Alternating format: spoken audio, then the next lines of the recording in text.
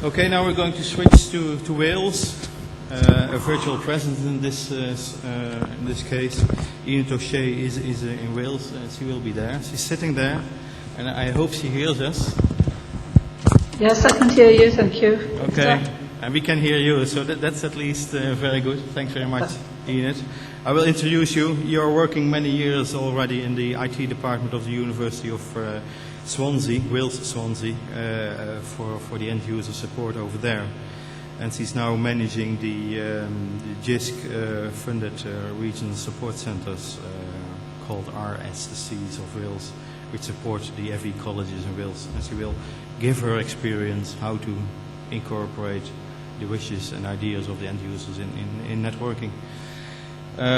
Should I say that the floor is yours, or the air is yours, or something like that? Okay, fine, thank you. Cyfarchion o Gymru i bawb. Greetings from Wales. Are you hearing me? You look very worried, Victor. No, we hear you clearly, so okay. we can just keep on. If something is wrong, we'll tell you. Thank you. Well, Victor's introduced me, so I'll go on to the shape of my talk today. I'm going to set the scene, give you a bit of the context of how things are in Wales, look at the model for an RSC, a regional support centre, look at some of the specifics of what we do to support the further education sector in Wales, look at the three networks in Wales very briefly, and if we've got time we'll look at some of the future developments, but I will try and leave time for questions. Setting the scene, well, the first question to European conference is, where is Wales? And I'm told that if I say it's where Ryan Giggs comes from, that 50% of you will know at least. But there we are, we're on the west coast, on the western edge of Britain. We're a very small country with just under 3 million people, quite small in size as well. But sometimes that has its advantage, because we can sort of move things on quite quickly. In 1999, we were given a devolved government in Wales, the National Assembly for Wales, and they look after health and education and training as two of their areas. And they are looking at technology quite seriously to support the infrastructure in Wales. We have lost our traditional industries of coal and steel back in that were our prime source of income in the 70s. So now the government's looking at upskilling the people so that they can take part in the high-tech industries, that they could run their own small business. And because we're so geographically challenged, they think that technology is the answer to this. They're very, very keen on upskilling the people, which is what their slogan and their white paper means, Wales, the learning country. We also have a funding council who is currently looking at an e-learning strategy for Wales. It's out for consultation on the web now, and all interested parties have been encouraged to contribute to that. So the message that's coming loud and clear to us is that the government, the funding council, are looking to technology to be the way that they move things on in Wales. And when you look at some of the initiatives that have taken place here, they're quite interesting, really. Back in 1996, we put our FE sector onto Janet. That's well before England and the other UK countries did it for their people. In the year 2000, the Regional Support Centre was set up. And then, on the same year, there was the Welsh Video Conferencing project.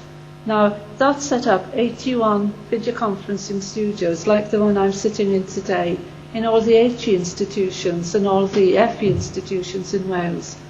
They had at least one each, and many had one per site.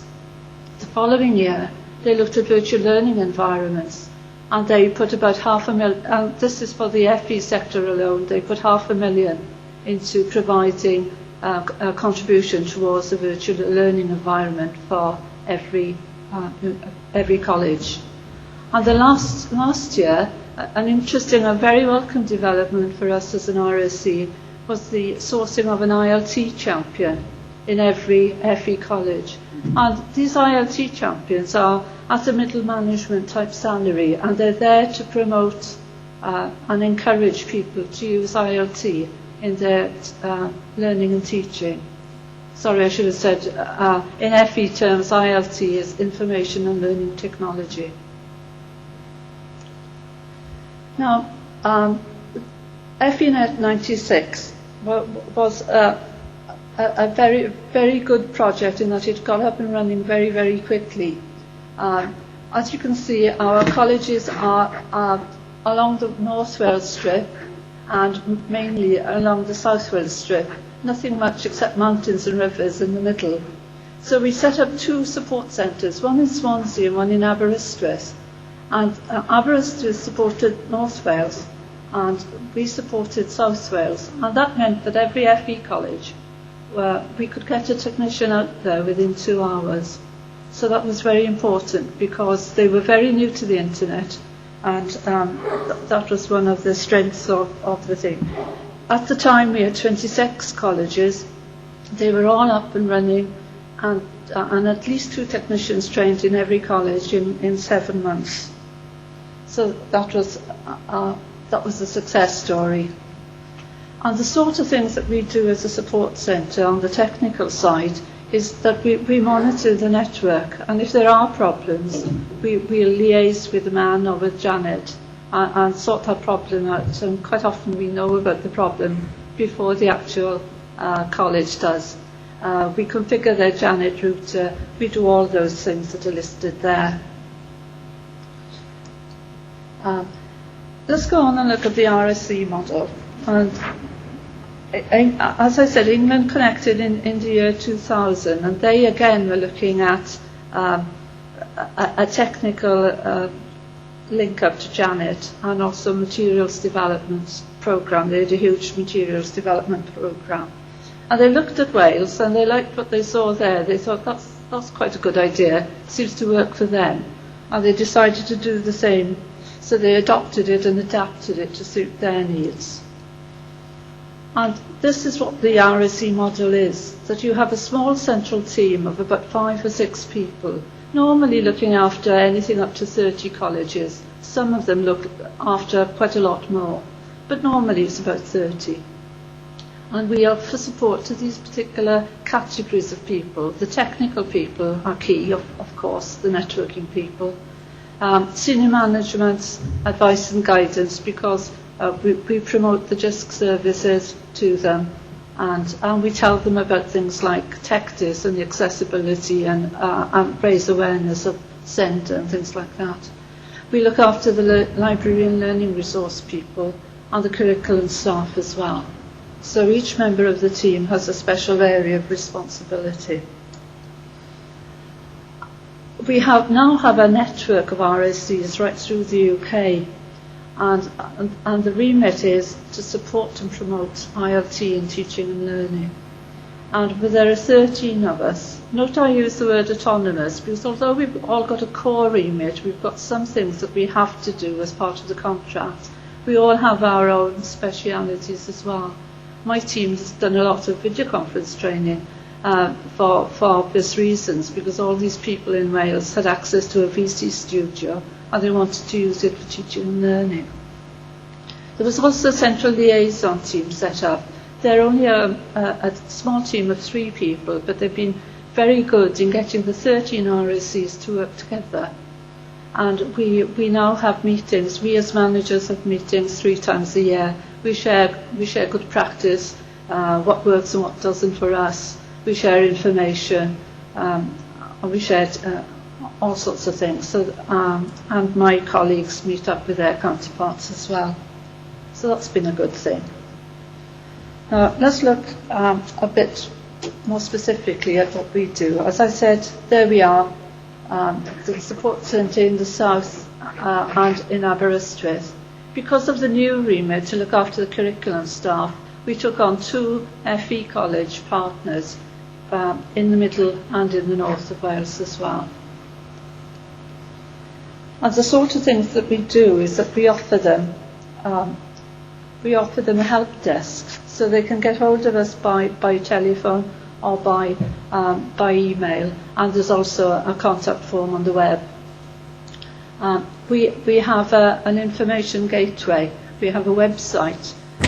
We run a database of all the events that we think they would be interested in, not just our events, but all the events for FE in the UK. We also run a database called Connect ILT, and that's a sort of dating agency for ILT practitioners, to be honest. It's you can sign on there to say, for instance, that you have an interest in video conferencing, that you would like to video conference with somebody who teaches geography or German or whatever over video. And we've had some nice alliances there. If you've got a particular expertise, you can flag that up. Or if you just want a speaker from an event, you could use the database to draw down likely people to do that for you. Our resource index is a list divided by curriculum area of all of the links that we can find for them of suitable resources, mainly out on the internet. And the other one then, the resource guides. We've actually compiled in about 18 subject areas a 2 A4-page booklet which just says, in your subject areas, have you thought of using these particular resources? It's very, the library staff love them, the curriculum staff think they're good. They're a good start point. You can give it to your student and say, if you want information on that topic, try some of these sites. And of course they've been vetted. My staff have looked at them and not sent them off to any sort of rubbish sites. So they have that sort of quality control, if you like. Oh, that's good.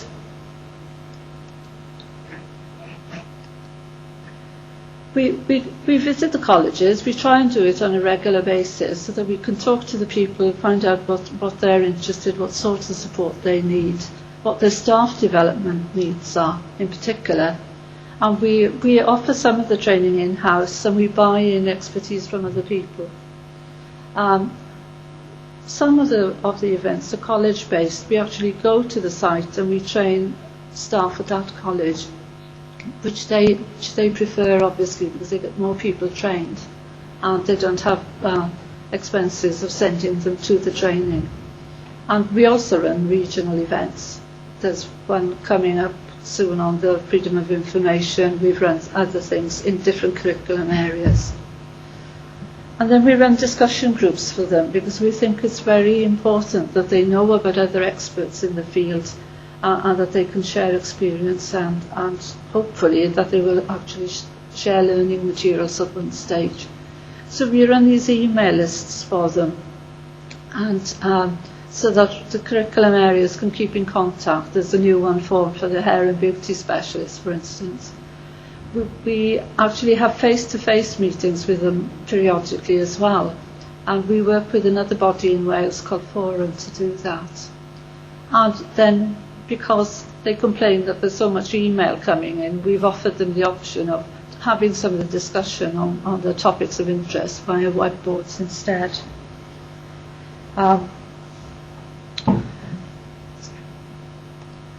We've also started off a Janet user group with the two MANs in Wales, the WVN, the video conferencing people, and UKerners. So we do get the practitioners to speak to each other, HE and FE, and we meet twice a year in Wales, so that they can say what they think of the network and its performance, and the material that they can get over it. And to summarise, I think our role is to keep those colleges connected, technically of course, but I think it's also important that we get them to communicate with each other, and as somebody on the fringes, and we're not partisan at all, so we have this sort of independence to sort of get the connections going. The birds of a feather group are the user groups of like-minded people. There's one, for instance, for web developers, which is quite flourishing, and there's another one called IT Sysma, where all the technical people communicate. And that's moved from being an RSC list, where we inform, to being a real peer-to-peer self-help group, and that's really working very well indeed. And it's part of our duty as well to keep the colleges informed of new development, technological and otherwise. And as I said, we try and assist in the cross-college collaboration. Moving on very fast to the networks in Wales. We've got 3 at the moment. We've got the South Wales Man, which takes in the South Wales coast. It's owned by the universities in Wales, and it also has the FE colleges as customers. But all its main POPs are at the HE sites. The North Wales Man then is, I believe I'm right in that it's quite unique in the UK, in that the FE colleges and the universities are equal partners on that MAN. So there are 10 partners in the North Wales MAN. And the last one, the Lifelong Learning Network Wales, is a very interesting development. It's had a lot of assembly money poured into it. It went live in the year 2002, last summer, so just about a year ago. And it connects all our public, our local authorities. Now the local authorities in Wales, there are 22 of them, have responsibility for all the schools and all the libraries in Wales. So what this network is doing is giving the capability of every school and public library in Wales to be connected to Janet and to have all the resilience of that network and the speed to access the network. So instead of a little local library having a dial-up site, it will have a permanent connection. As I said, quite a lot of money has been poured into it, and these local authorities have been tasked with, within the next 2 years now, but between 2002 to 2005, to put every school, every public library, every senior school, that's children over 11, and every public library are tasked with, the local authority must get them connected with a minimum of 8 meg connection, and the smaller junior schools will get a 2 meg connection. And the local authorities are very, very busy at the moment doing all that. And surprise, surprise, the core POPs for this network are at the HE institutions in Wales. So a schematic of it, you have the North Wales Man and the South Wales Man in sort of blue, linking into the Janet, and then you have the Lifelong Learning Network in red. So all the HE have sort of dual core POPs. And I'm no technical expert, but I'm sure you'll agree that that will give sort of strength to the for us to added resilience to both systems by doing that.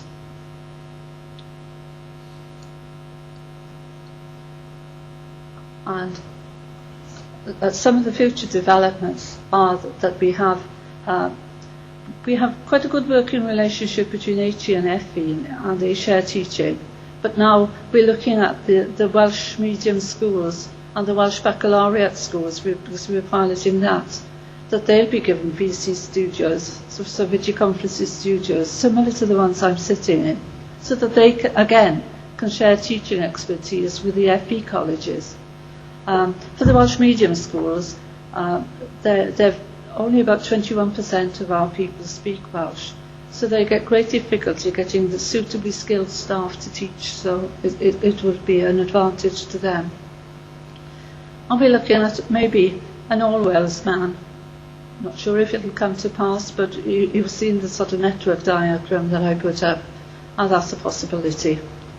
And then we're looking at the support of all this. Currently, we at the RSC are running a very skeleton technical support desk for the Lifelong Learning Network.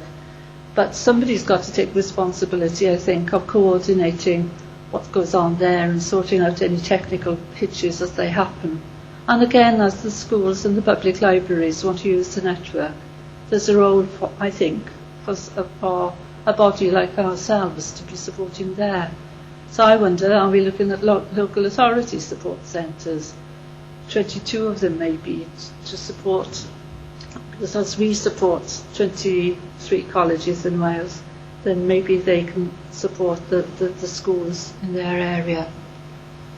And then, of course, at present, the e-learning strategy is out for discussion, and that is under consultation until June. And then over the summer, decisions will be made. So I think you all know about as much as I do about where we're going from here. But definitely, I think technology will play a very, very big part on what happens in Wales over the foreseeable future, I should say. So really, that's about what I wanted to say to you. And if there are any questions, then. Okay, thanks very much, Enid.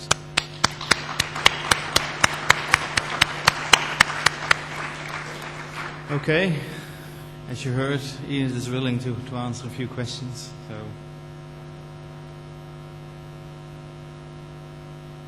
yeah, our two of leads. The microphone is coming to the middle first.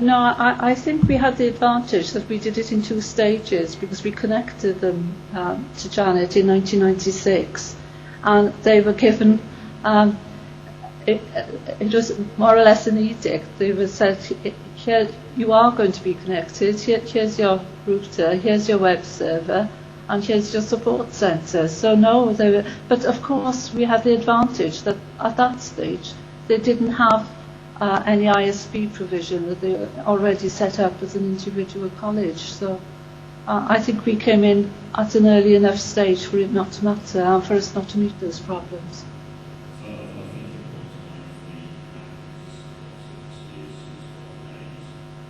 Yeah.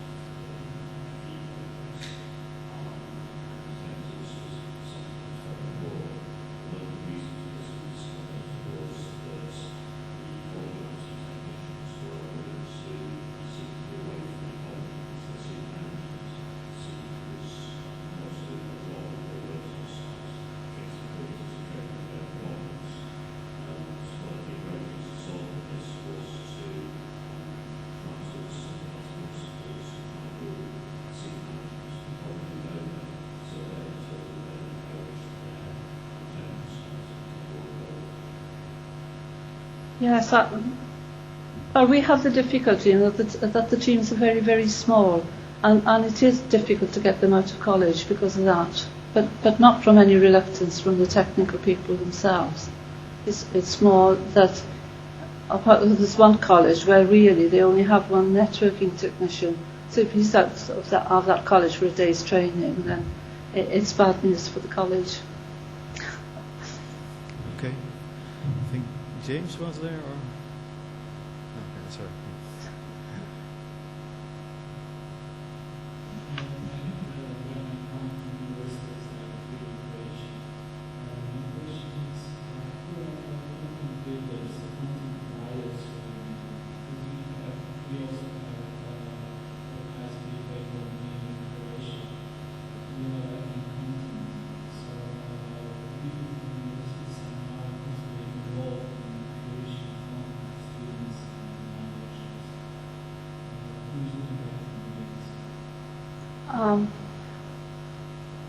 We have sort of pockets of expertise in Wales. Some of the colleges are doing their own material production on quite a large scale. There's also a very big programme in England called the National Learning Network, and they've produced hours and hours of curriculum-based material, and Wales is buying into that scheme so that we can actually use that over our internet as well. And on the man themselves, we actually have bought a technical training product because, as I said earlier, it's a bit of a problem to get the techies out to the college because they're needed there. But so the man itself has bought into this training package, and every college, by virtue of being a member of the NAN, gets access so many seats per college to this training material, which they can dip in and out of. They've got about 190 courses, I think, going on there. Cisco courses, Microsoft courses, Novell, that sort of thing. Okay, more questions? Okay, then I would like to thank Enid for her presentation.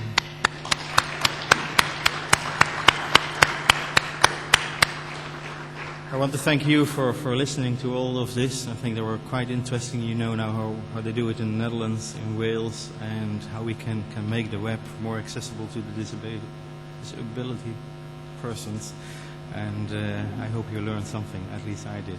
Thanks very much.